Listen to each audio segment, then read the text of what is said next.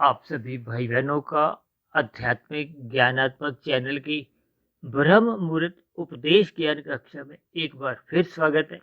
आज की चर्चा का विषय है शिक्षा के ऊपर। लेकिन शिक्षा को हमने दो अलग अलग शब्दों के साथ एक वर्गीकरण सा कर दिया। एक में हमने लिखा है भौतिक, जिसको हमने देखिए काले रंग से दर्शाया, और दूसरे में हमने लिखा है आध्यात्मिक, और आध्यात्मिक शब्द को हमने देखिए सफेद रंग से दर्शाया, जबकि शिक्षा शब्द को भी हमने देखिए सफेद रंग से ही दर्शाया। इन रंगों से हम जो अलग अलग भेद करते हैं, क्योंकि अध्यात्म का अभिप्राय देखिए आत्मा परमात्मा से लिया जाता है, या फिर प्रकृति के जो तीन गुण हैं, तमोगुण, रजोगुण और सत्वगुण, इनसे लिया जाता है। और इन गुणों में भी विशेष रूप से देखिए सत्वगुण से संबोधित किया जाता है। इसलिए तो हमने देखिए शिक्षा शब्द को सफेद रंग से दर्शाया है, और जबकि नीचे जो भौतिक शब्द है उसको हमने काले रंग से दर्शाया है। काले रंग को अक्सर हम देखिए जो तमोगुण की स्थितियां हैं उससे भी दर्शाते हैं, पदार्थों से भी दर्शाते हैं, जबकि रजोगुण को हम क्रियाओं से, रंगीन से, संसार से, क्योंकि संसार में एक आकर्षण के अलग अलग केंद्र हैं भोग विषयों के, इसलिए हम उनको रंगीन रंगों से ही अधिकतर दिखाते हैं। ठीक है, ये तो होगी रंगों की बात। अब हम बात करते हैं ये जो शिक्षा है। अक्सर देखिए शिक्षालय शब्द कम प्रयोग में आता है, विद्यालय शब्द अधिक प्रयोग में आता है। कहते हैं ना, न्यायालय, विद्यालय, भोजनालय। इसी तरह एक शब्द है पुस्तकालय। देखिए पुस्तकालय का अभिप्राय क्या होता है कि वहाँ पुस्तकों का एक भंडार होता है। भोजनालय का अभिप्राय क्या होता है, जहाँ भोजन के अलग अलग व्यंजन तैयार होते हैं। ये सभी स्थितियाँ देखिए एक स्थिति विशेष को संबोधित करते हैं, क्योंकि आज हमारा विषय तो देखिए शिक्षा से संबंधित है, और विशेष रूप से देखिए आध्यात्मिक शिक्षा से। और हमारा तो देखिए चैनल का नाम ही हमने रखा हुआ है आध्यात्मिक ज्ञानात्मक चैनल।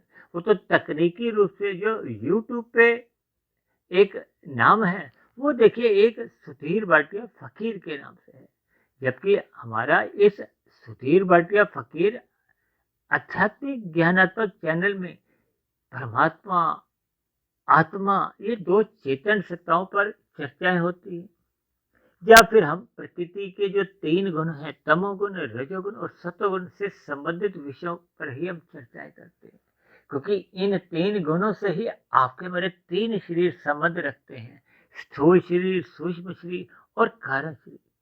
हमारी जो प्रतिदिन की जो चाहे ब्रह्म मुहूर्त उपदेश ज्ञान कक्षा हो, चाहे संध्या बेला ज्ञान कक्षा हो, या इससे पहले भी हमने देखिए बड़ी शिक्षा, छोटा संदेश, प्रभु की वाणी, फकीर की जुबानी, या ब्रेकिंग आध्यात्मिक न्यूज में, ये सभी जितनी भी हमने चर्चाएं रखी हैं, वो आत्मा, परमात्मा और प्रकृति के तीन गुणों से ही संबंध रखते हैं, और इन तीन गुणों से ही आपके हमारे तीन शरीर बनते हैं, स्थूल शरीर, सूक्ष्म शरीर और कारण शरीर। शास्त्रों में भी केवल इन तीन तत्वों की ही चर्चाएं आती है, क्योंकि भगवान को देखिए सच्चिदानंद कहा गया है। आनंद में देखिए चित्त भी रहता है, और चित्त में सदा ही एक नित्यता बनी रहती है। चित्त का अभिप्राय ज्ञान से है, और आत्मा को तो पहले से ही कहा जाता है कि ये ज्ञान स्वरूप है, जबकि तकनीकी रूप से आत्मा को कहीं भी आनंद स्वरूप कहा नहीं गया। यदि आत्मा में ही आनंद होता तो फिर परमात्मा को पाने का कोई आपका हमारा लक्ष्य ही नहीं बनता, क्योंकि परमात्मा ही एकमात्र आनंद स्वरूप सत्ता है। इसीलिए तो जब जब हम देखिए परमात्मा के सम्मुख होते हैं, जितने जितने अंश में सम्मुख होते हैं, उतने उतने अंश में कहो, अनुपात में कहो, आपको हमें आनंद की झलकें मिलती हैं। देखिए कितनी साधारण सी स्थिति है, लेकिन मनुष्य अपने मिले हुए जीवन में अर्थ और काम में, यानी कि संसार को पाने के लिए कहो, भोगने के लिए कहो, अपने स्थूल शरीर के स्तर पर ही भाग दौड़ करता है। मन के स्तर पर परमात्मा को जानने का प्रयास ही नहीं करता, जबकि मनुष्य जो नहीं देखिए कर्म जो नहीं है।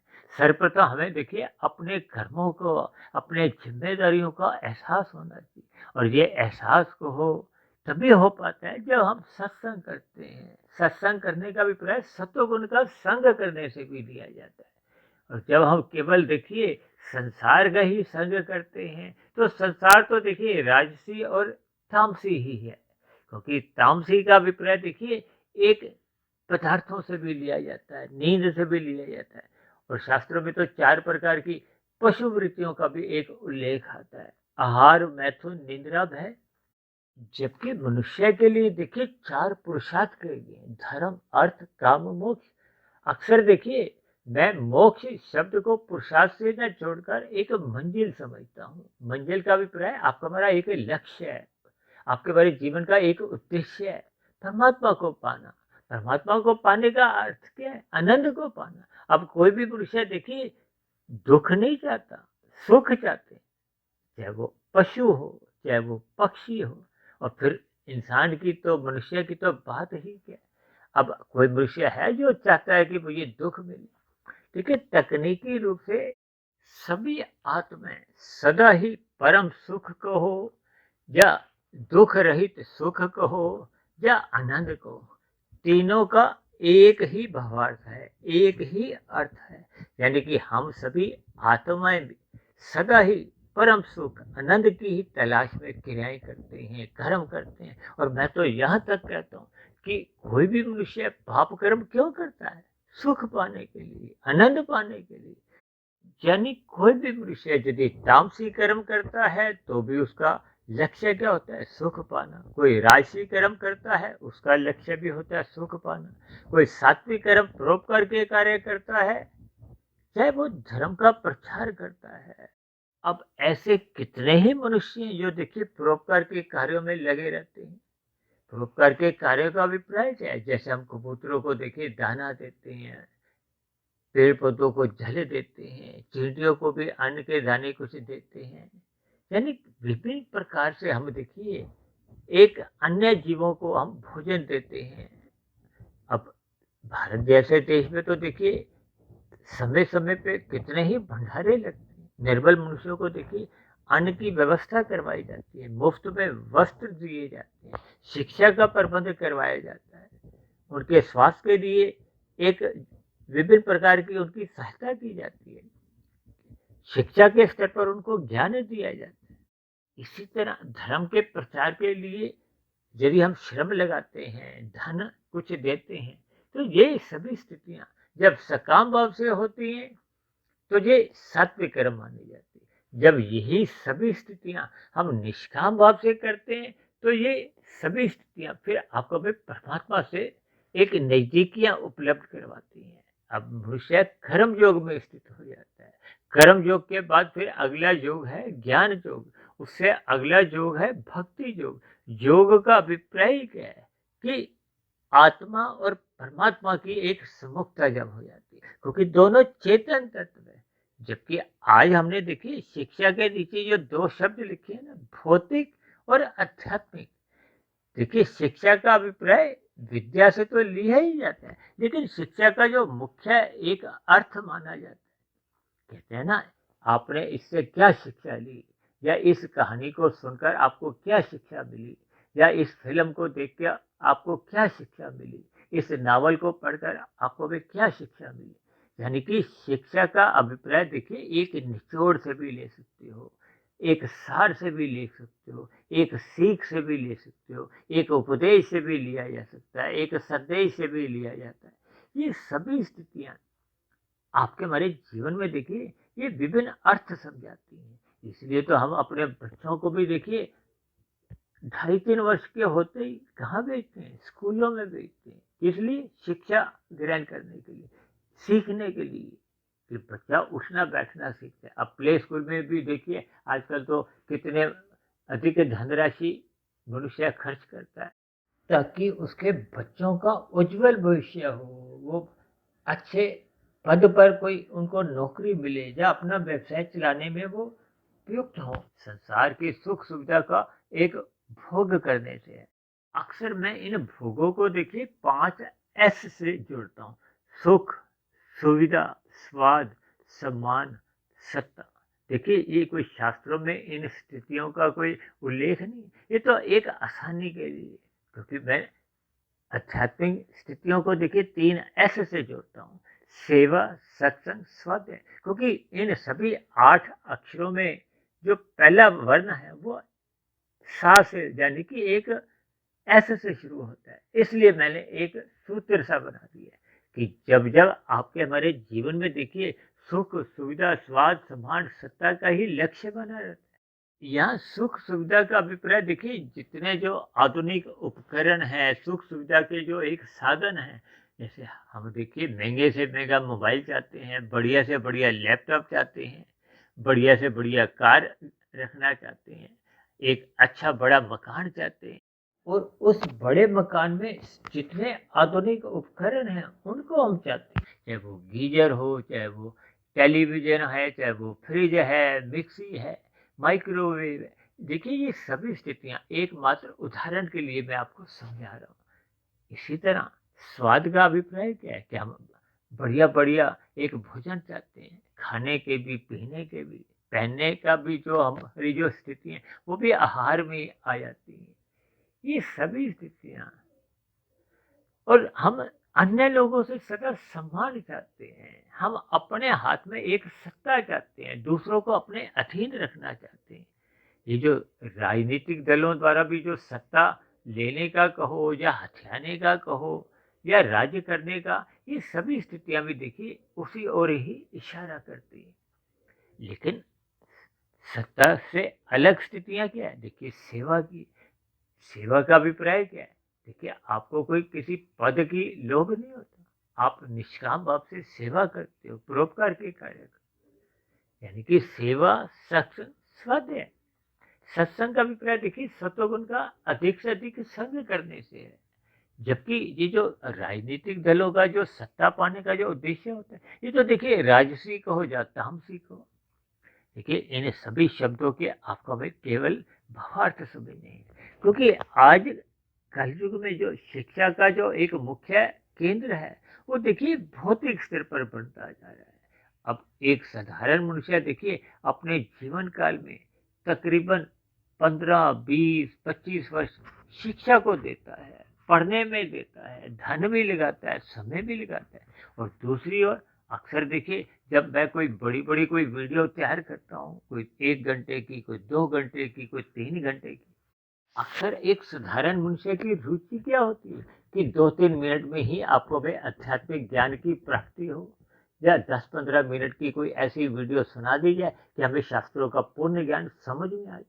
देखिए मैं इस आध्यात्मिक ज्ञानात्मक चैनल पर पिछले 4 वर्षों से लगभग 1500 के आसपास वीडियो बना चुका हूँ।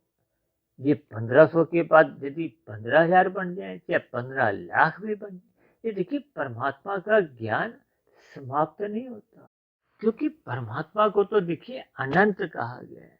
परमात्मा के दिव्य गुण अनंत हैं, अनंत इतने हैं कि सारी उम्र हम चर्चाएं भी की। स्वयं ब्रह्मा जी ने भी देखिए 2 शब्द क्या बोले थे, नेति नेति। हालांकि इस नेति नेति पे भी हमने एक बार वीडियो तैयार किया था। देखिए ये सभी स्थितियां परमात्मा की ओर इशारा करती हैं, परमात्मा की एक विशालता को समझाती हैं। इसीलिए तो बार बार कहा जाता है कि अपने मनुष्य योनि पाकर आपको में देखिए भौतिक शिक्षा के साथ साथ आध्यात्मिक शिक्षा लेनी चाहिए, आध्यात्मिक ज्ञान को बढ़ाना चाहिए। बढ़ाने का अभिप्राय क्या है कि आपके हमारे जो आत्मा पे जो आवरण आ चुका है, जो आपका हमारा ज्ञान ढक चुका है, क्योंकि ज्ञान तो पहले से ही आत्मा के पास है। देखिए इन शब्दों के भावार्थ आपको हमें समझने होंगे।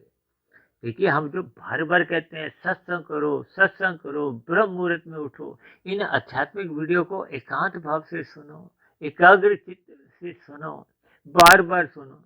इनका अभिप्राय क्या है कि आपका हमारा जो ज्ञान तो देखिए पहले से ही है, हम कोई नया ज्ञान इन वीडियो में नहीं देते। शास्त्रों में भी कोई देखिए नया ज्ञान नहीं, वहां भी 3 ही तत्वों का ज्ञान है। हम भी जो प्रतिदिन चर्चाएं करते हैं वो भी 3 तत्वों के ऊपर ही करते हैं, और इन 3 ही तत्वों का ज्ञान इतना इतना इतना अधिक है कि हम मरते दम तक भी इस पर देखिए पूर्ण चर्चा समाप्त की ओर जा ही नहीं सकते। इन सभी स्थितियों को आपको भी समझना होगा, अपने मिले हुए जीवन में, क्योंकि आपका मेरा देखिए स्थूल शरीर तो एक निश्चित सांसें लेके आया है, एक निश्चित आयु लेके आया है। इसलिए हम सभी भाई बहनों को अपने जीवन के जो एक पुरुषार्थ हैं, धर्म, अर्थ, काम, मोक्ष, यानी कि आध्यात्मिक साधना आपको हमें आरंभ करनी होगी। किस लिए? परमात्मा को पाने के लिए, मोक्ष को पाने के लिए, ये जन्म मरण के बंधन को समाप्त करने के लिए। क्योंकि भौतिक शिक्षा का उद्देश्य केवल इतना ही है कि संसार को पाने का, संसार को भोगने का, जिसको भोगने से भी देखिए कोई तृप्ति नहीं होती। आज कितने बड़े बड़े उद्योगपति जो देखिए जीवन में इतना करोड़ों रुपया वो कमा चुके हैं और आज भी कमा रहे हैं, उसका 1% भी देखिए आपने और हमने पूरे जीवन में या पूरे परिवार में या पूरे एक गली मोहल्ले के लोगों ने भी देखिए अपने पूरे जीवन में खाना नहीं होता। देखिए इन सभी स्थितियों की आपको हमें भावार्थ समझने होंगे, क्योंकि मैं तो बार बार देखिए शब्दों के द्वारा केवल भावार्थ की ओर ही आपका ध्यान एक केंद्रित करता हूँ, उस दिशा की ओर आपको ले जाता हूँ, ताकि आपका मेरा जो एक जीवन का लक्ष्य है वो देखिए भौतिक के साथ साथ आध्यात्मिक बने। देखिए भौतिक शिक्षा की कहीं भी कोई निंदा नहीं है। आज के वीडियो का कहीं आपने ये भी उद्देश्य नहीं लेना कि भौतिक ज्ञान की कोई निंदा है, लेकिन हमें धर्म को महत्व देना है, यानी सत्व गुण को महत्व देना है, सत्संग करना है, परमात्मा को महत्व देना है। क्योंकि परमात्मा और आत्मा का तो सजातीय संबंध है, ठीक जैसे स्थूल शरीर का विषय भोगों से एक सजातीय संबंध है। क्योंकि आपके मेरे स्थूल शरीर का निर्माण माता के गर्भ में भोग विषयों का एक परिणाम ही है। देखिए इनको आपको हमें एक सकारात्मक भाव से इस पर चिंतन करना होगा। और जब मनुष्य देखिए अपने मिले हुए जीवन में धर्मानुसार अपना जीवन जीता है, तो उसका जीवन देखिए एक अनुशासन में रहता है, एक मर्यादा में रहता है। तब ऐसी स्थिति विशेष में वो धर्म प्रथम स्थान पे उसके जीवन में सदा बना रहता है। प्रत्येक क्रिया में वो धर्म को ही महत्व देता है, प्रत्येक क्रिया में वो सात्विक स्थिति को ही महत्व देता है। सात्विक दिनचर्या रहने पे ही आपका परमात्मा से एक प्रीति होने की संभावना प्रबल होती है। यदि मनुष्य रजोगुण में ही एक छलांगे लगाने लगता है, रजोगुण बढ़ाने के लिए, या हम धर्मानुसार कानून के दायरे में रहते हुए अधिक धन कमाते हैं, अपने व्यवसाय को फैलाते हैं, लेकिन ये सभी स्थितियां आपके हमारी आध्यात्मिक उन्नति में देखिए एक समय के बाद एक बाधक बन जाती हैं। मनुष्य जीवन पाकर हम जितने जितने अंश में आध्यात्मिक उन्नति कर लेते हैं, वो तो मरने के बाद भी देखिए सुरक्षित बनी रहती है। जबकि भौतिक उन्नति हम जितनी भी कर लेते हैं वो तो मरने के साथ ही देखिए समाप्त समझी जाती है। क्योंकि आज भौतिक शिक्षा का देखिए कुछ ऐसा स्तर भी होता जा रहा है कि आपको हमें देखिए विभिन्न प्रकार से अधिक धन कैसे कमाया जाए, इसके लिए भी एक भौतिक शिक्षा के संस्थान खुल गए। यहाँ ऐसी चतुराइयाँ सिखाई जाती है, ऐसी कुशलताओं से परिचय करवाया जाता है कि कैसे अधिक से अधिक धन कमाया जाए। चाहे उसमें देखिए आपके हमारे धर्म का जो एक स्थान है वो हटा दिया जाता है। हटाने का भी प्रयास देखिए जब मनुष्य विभिन्न चालाकियों द्वारा अपने जिम्मेदारियों से मुंह फेर लेता है, तो फिर वो धर्म को प्रथम स्थान से हटा देता है, अपने कर्तव्य कर्मों को एक विमुख होने लगता है, अपने जिम्मेदारियों से अपना पल्ला झाड़ने लगता है। ये कब होता है? जब वो अर्थ को महत्व देता है, अपनी कामनाओं को महत्व देता है, यानी कि 5 भोग्य विषयों को महत्व देता है। इन सभी स्थितियों का अभिप्राय क्या है कि मनुष्य अपने स्थूल शरीर को महत्व देते हैं, जो कि एक निश्चित आयु लेके आया है। मनुष्य जोनि का विशेष महत्व इसीलिए कहा गया कि उसको धर्म के मार्ग पर चलना चाहिए, ताकि उसका मोक्ष प्राप्ति का लक्ष्य बने, परमात्मा प्राप्ति का एक लक्ष्य बने। और इस लक्ष्य प्राप्ति की दिशा में वो जितनी अधिक आध्यात्मिक उन्नति कर लेता है, यानी कि अपने कारण शरीर को जितने जितने अनुपात में शुद्ध कर लेता है, यही उसके एक शुद्ध कमाई है जो मरने के बाद भी सुरक्षित बनी रहती है। जबकि भौतिक कमाई तो कभी कभी देखिए जीते जी भी काम नहीं आती। ऐसे कितने ही बड़े बड़े उद्योगपति हैं, या ऐसे कितने ही बड़े बड़े देखिए एक राजनीतिक स्तर पर भी देखिए कुछ लोग हैं जिनका अभी जीवन तो बचा हुआ है और धन भी है, लेकिन स्थूल शरीर के स्तर पर उनकी जो भोग्य इंद्रिय वो शिथिल है, कमजोर है। ये तो देखिए वृद्धावस्था आते आते परमात्मा का कहो, प्रकृति का कहो, कुछ ऐसी व्यवस्था है कि आपके हमारे एक स्थूल शरीर पर भोग्य इंद्रिय कमजोर होने लगती है। ये परमात्मा की एक वरदान कहो कि आपको मैं सतोगुण की ओर जाने का एक शिक्षा देती है, ज्ञान देती है। लेकिन मैं बार बार कह रहा हूँ, इस शिक्षा का अर्थ केवल हमें ज्ञान से लेना है, सीख से लेना है, अपने मिले हुए जीवन में अपनी कमियों को सुधारने से लेना है। चाहे हम आध्यात्मिक वीडियो सुने, चाहे हम सत्संग करने की स्थिति में, कहीं सुनने की स्थिति में अपने आप को स्थित करें, चाहे हम विभिन्न प्रकार के देखिए एक पढ़ने की स्थितियों में अपने आप को स्थित करें, किसी भी तरह हमें परमात्मा से जुड़ना है, उस अनंत स्वरूप सत्ता से जुड़ना है। क्योंकि अनंत स्वरूप सत्ता की ओर सम्मुख रहने से आपको में दो लाभ मिलते हैं। जैसे हम सूर्य के सम्मुख होते हैं तो सूर्य के प्रकाश की किरणों द्वारा आपके हमारे शरीर को एक प्रकाश मिलता है, ताप मिलता है। ठीक इसी तरह आनंद में, क्योंकि ज्ञान नित्य बना रहता है, जब जब हम परमात्मा के सम्मुख होते हैं तो आपको में आनंद की झलकें भी मिलती हैं और आपका हमारा स्वयं का जो ज्ञान है वो आवृत नहीं होता, वो ढकता नहीं है, वो कमजोर नहीं होता। और जब जब हम देखिए परमात्मा से तो विमुख होते हैं और संसार की, जब प्रकृति की, जब माया का जो एक रजोगुण है, जब संसारी आकर्षण है, या अनीतिगत कार्यों द्वारा जब हम संसारी आकर्षणों को यानी कि छल कपट ठगी करते हुए, यानी कि पाप कर्म करते हुए, यानी शास्त्रों में जो निषिद्ध कर्म बताए गए हैं उनसे बचने का कहा है। यदि हम उन निषिद्ध कर्मों को करते हैं, आज मनुष्य देखिए मांसाहार भोजन का सेवन करता है, पशु पक्षियों को वध करता है केवल अपने सुख के लिए, जीविका के स्वाद के लिए। और इसी तरह देखिए मनुष्य शराब का सेवन करता है, सिगरेट पीता है, मादक पदार्थों का संग करता है, सेवन करता है। और आजकल तो लोग देखिए तंबाकू गुटखा कुछ ऐसा ही मुंह में रखते हुए जीवन में चलते फिरते भी देखिए थूकते हुए जाते हैं। ये सभी स्थितियां आपका हमारा कर्माशय भी बिगाड़ती हैं, आपके हमारे ज्ञान को कमजोर करती हैं, आपके हमारे स्थूल शरीर को भी कमजोर करती है, विभिन्न बीमारियों से भी हम ग्रसित होना आरंभ हो जाते हैं। ये सभी स्थितियों को आपको हमें समझना होगा। यही तो जीवन से एक शिक्षा है। देखिए इस शिक्षा का अभिप्राय क्या है कि हमें परमात्मा से जुड़ना है, हमें सत्संग करना है, हमें ब्रह्म मुहूर्त में उठना है। ये सभी स्थितियां जब क्रमबद्ध तरीके से आपके हमारे जीवन में आने लगती हैं, यानी कि हमने अपने जीवन में धर्म शास्त्र को अधिक महत्व देना है, हमने शास्त्रों के अनुसार अपनी दिनचर्या एक व्यवस्थित रखनी। ये शास्त्र ही आपके हमारे जीवन का एक मार्गदर्शक है। और यदि मनुष्य अर्थशास्त्र को ही महत्व देता, अधिक धन हम कैसे कमाएं उसी को ही अधिक महत्व देते हैं, तो फिर आपके हमारे जीवन में देखिए धर्म प्रथम स्थान से हटने लगता है। धर्म का प्रथम स्थान से हटना ही आपके हमारी जो एक आध्यात्मिक स्थिति है वो कमजोर होने लगती है, हम परमात्मा से विमुख होने लगते हैं और संसार के सम्मुख होते जाते हैं। संसार के सम्मुख होने का अभिप्राय क्या है कि एक साधारण मनुष्य है, 5 भोग्य विषयों में ही अधिक रुचि लेता है, उन विषयों के प्रति ही जागा रहता है और परमात्मा के प्रति सोया रहता है।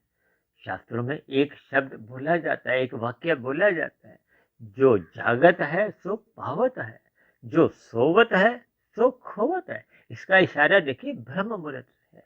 ब्रह्म मुहूर्त में आपको में उठना चाहिए। मैं तो बार बार अक्सर कहता रहता हूँ रात को जल्दी सो जाओ, क्योंकि रात को देखिए तमोगुण का एक प्रबल स्थितियां होने लगती है, मोहात्मक स्थितियां होती हैं, जिसमें मनुष्य स्थूल शरीर के स्तर पर विषय भोगों की वासनाओं में ही अपने आप को लिप्त करता है, देरी तक जागता है। इसके फलस्वरूप उसका तमोगुण संस्कार अधिक बनते हैं और ऐसी स्थिति विशेष में वो सुबह ब्रह्म मुहूर्त में उठ नहीं पाता, जिसके फलस्वरूप जो आध्यात्मिक लाभ उसको कमाना चाहिए था, देखिए रात को हम हानि कर बैठते हैं और सुबह लाभ कमाते नहीं, तो आपके हमारे जीवन का जो लेखा जोखा है उसमें नुकसान आता है, उसमें हानि होने लगती है। हानि होने का अभिप्राय क्या कि आपका हमारा कर्माशय बिगड़ने लगता है, आपके हमारे संस्कार बिगड़ने लगते हैं और फिर मरने के बाद फिर वो अधोगति की स्थितियां बनने की संभावनाएं बढ़ने लगती है, क्योंकि मनुष्य योनि तो तभी मिलती है जब संचित कर्मों में पाप और पुण्य कर्मों की कम से कम तुल्यता रहती है। और ये तुल्यता यदि बिगड़ जाती है, यानी कि पाप कर्म अधिक हो जाते हैं, क्योंकि भोग्य विषयों के कारण मनुष्य कितना अधिक तमोगुण में गिरता है, और तमोगुण में गिरता गिरता कितना अधिक पाप कर्म करता रहता है। अक्सर मनुष्य के देखिए पुण्य कर्म तो देखिए गिनती के ही होते हैं, और पाप कर्म तो देखिए गुणात्मक रूप से हजारों लाखों करोड़ों होने लगते हैं। इन सभी स्थितियों पर हमने देखिए अलग अलग वीडियो पे कुछ ना कुछ इस पर हमने चर्चाएं की है। यानी उन स्थितियों विशेष को मनुष्य एक साधारण स्तर पर पाप कर्म भी समझता ही नहीं है, क्योंकि आज कल युग चल रहा है। कल युग में मनुष्य देखा देखी उन्हीं स्थितियों से अपने आप को लिफ्ट करने लगता है, जहां संसार का एक अधिक लोग या बहुमत में लोग उस भोग की दिशा की ओर चलते हैं। आज देखिए 24/7 का जो एक भोग विश्व का एक नारा है, यानी 24/7 जो आपके पढ़ने में संज्ञान में आते हैं। अक्सर मुझे देखिए चौबीसों घंटे सातों दिन विषय भोगों को भोगने में ही उसकी रुचि बनी रहती है, और ये रुचि ही मनुष्य में देखिए लोभ उत्पन्न करती है। लोभ फिर संग्रह प्रवृत्ति में उसको ले जाता है, और संग्रह की दिशा पर चलते चलते मनुष्य कितने अनीतिगत कार्य करता रहता है, मनुष्य को इसका बोध नहीं होता।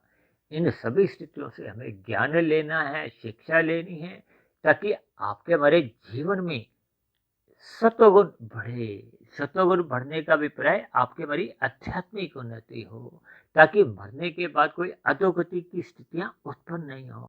यानी हम सभी भाई बहनों को अपने मिले हुए जीवन में सत्संग को महत्व देना होगा, क्योंकि सत्संग को महत्व देने से ही आपके हमारी दिनचर्या एक अनुशासन में आती है। जैसे भगवान श्री कृष्ण जी ने कहा है ना, ये जो अर्जुन के 5 घोड़े हैं, ये 5 भोग्य विषय हैं।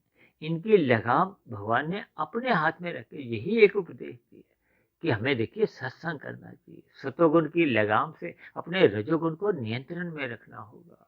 कर्मकांड एक ध्यान पूर्वक करने होंगे। ये सभी स्थितियां आपके हमारे जीवन में धर्म को प्रथम स्थान पे बनाए रखती हैं।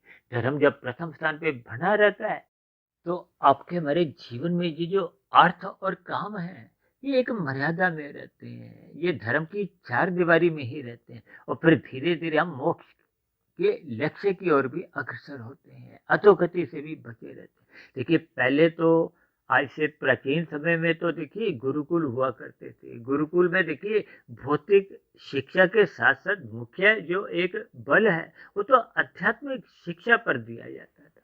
अक्सर वहाँ देखिए बच्चा 12-15 वर्ष तक वहीं रहता था, यानी कि चौबीसों घंटे वो गुरु की आज्ञा के अनुसार एक अनुशासित जीवन जीता था। आजकल तो देखिए विभिन्न प्रकार के जो प्ले स्कूल हैं, नर्सरी कक्षा हैं, वहाँ तो यही स्थितियाँ होती हैं कि बच्चे जाते हैं, कुछ घंटे वहाँ बैठ के वापस आ जाते हैं। या जहाँ जहाँ देखिए दिन का एक डे बोर्डिंग का भी होता है, या रात के भी वहाँ हॉस्टल की स्थिति है, वहाँ भी देखिए भौतिक ज्ञान पे ही जोर दिया जाता है, और आध्यात्मिक ज्ञान की कोई विशेष चर्चाएं होती नहीं है।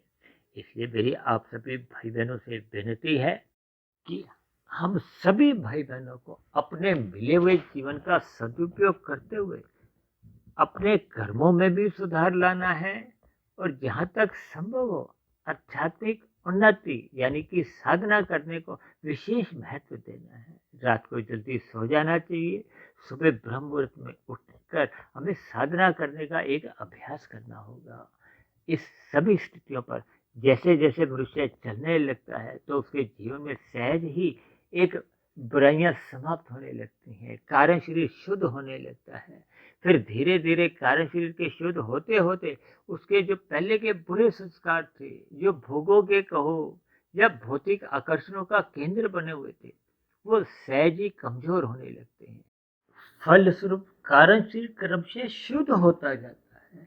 उस शुद्ध होने के साथ साथ ही जो भोग की जो एक वासना है, वो उत्तेजित ही नहीं होती, वो समाप्त होने लगती हैं। मनुष्य केवल अपनी अवस्थाओं की पूर्ति के लिए ही फिर पुरुषार्थ करता है। तो ऐसी सभी शुभ स्थितियां जब आपके हमारे जीवन में एक कर्मबद्ध तरीके से बनना शुरू हो जाती है, तो आपके हमारे जीवन में सहज ही आध्यात्मिक उन्नति के दरवाजे खुलने लगते हैं। तो ऐसे सभी शुभ स्थितियाँ आप सभी भाई बहनों के जीवन में भी बने, यानी कि हम मिले हुए जीवन में आध्यात्मिक शिक्षा को भी विशेष रूप से महत्व दें। देखिए, भौतिक शिक्षा की कहीं भी किसी भी स्तर पर कोई निंदा नहीं है, क्योंकि आपके हमारे स्थूल शरीर की अवस्थाओं की पूर्ति के लिए आपको हमें अपना व्यवसाय करना होता है, या कहीं नौकरी के लिए अपनी कोई योग्यता बनानी होती है, जिसके लिए भौतिक शिक्षा होना भी एक अनिवार्य है। लेकिन मनुष्य जीवन के उद्देश्य को ये जन्म मरण के बंधन से जो आपको हमें एक ऊपर उठते हुए सत्संग करना अनिवार्य होता है, यानी कि आध्यात्मिक स्तर पर आपको हमें आध्यात्मिक शिक्षा, आध्यात्मिक ज्ञान कहो, या आपका हमारा जो आत्मा का जो ज्ञान पहले आवृत हो चुका है, जो ढक चुका है, उसको हमने कमजोर करना है। कमजोर करने का अभिप्राय अज्ञानता को समाप्त करना है और अपने मूल ज्ञान को एक पुनः स्थापित करना है। इसका अभिप्राय क्या है कि आत्मा के ऊपर जो रजोगुण और तमोगुण का जो मल रूपी जो एक आवरण है, उसको हमने समाप्त करना है। तो ऐसी सभी शुभ स्थितियां जब आपके हमारे जीवन में बनने लगती हैं, तो फिर आध्यात्मिक उन्नति सहज ही होने लगती है, क्योंकि आत्मा के ऊपर जब जो अज्ञानता की स्थिति है, जब मल है, जब आवरण है, वो जब समाप्त होने लगते हैं, जैसे सूर्य के प्रकाश के आगे से काले बादल हटने लगते हैं, तो सूर्य के प्रकाश की किरणें आपको हमें स्पष्ट रूप से नजर आती है। ठीक इसी तरह जैसे जैसे अज्ञानता आपकी हमारी समाप्त होने लगती है, आत्मा अपने मूल स्थिति में लौटने लगती है, तो आत्मा और परमात्मा का तो पहले से ही संबंध है। जैसे लोहे के कंद चुंबक की ओर चिपकते हैं, ठीक आत्मा परमात्मा की ओर सहज ही एक सजातीय संबंध के कारण कहो, आनंद प्राप्ति के कारण कहो, वो सहज ही परमात्मा की ओर ही एक सम्मुख बनी रहती है। तो ऐसी सभी शुभ स्थितियां आप सभी भाई बहनों के जीवन में भी बनने लगे। इन्हीं शुभकामनाओं के साथ आज की चर्चा विशेष को यहीं विश्राम देते हैं। फिर भी बनी हुई वीडियो पर यदि आपका कोई प्रश्न उठ रहा हो, कोई मेरी कही गई बातों पर आपको कोई आपत्ति नजर आ रही हो, तो नीचे दिए गए कमेंट्स बॉक्स पर जाकर आप अपना प्रश्न, सुझाव या अपनी आपत्ति भी लिख सकते हो। तो चर्चा विशेष को यहीं विश्राम देते हैं। शाम को फिर मिलते हैं संध्या बेला ज्ञान कक्षा में। तब तक आप अपने आध्यात्मिक मित्र सुधीर भाटिया फकीर को इजाजत दें। आप सभी भाई बहनों की आध्यात्मिक उन्नति हर क्षण बढ़ती जाए, यानी परमात्मा से आपकी प्रीति क्रमशः बढ़ती जाए। और ये तभी संभव हो पाता है जब मनुष्य का संसारी विषय भोगों से क्रमशः ज्ञान पूर्वक वैराग्य होने लगता है। तो ऐसी सभी शुभ स्थितियां आप सभी भाई बहनों के जीवन में भी बने। इन्हीं शब्दों के साथ चर्चा विशेष को यहीं विश्राम देते हैं। आप सभी भाई बहनों का भी चर्चा विशेष को धैर्यपूर्वक सुनने के लिए बहुत बहुत धन्यवाद।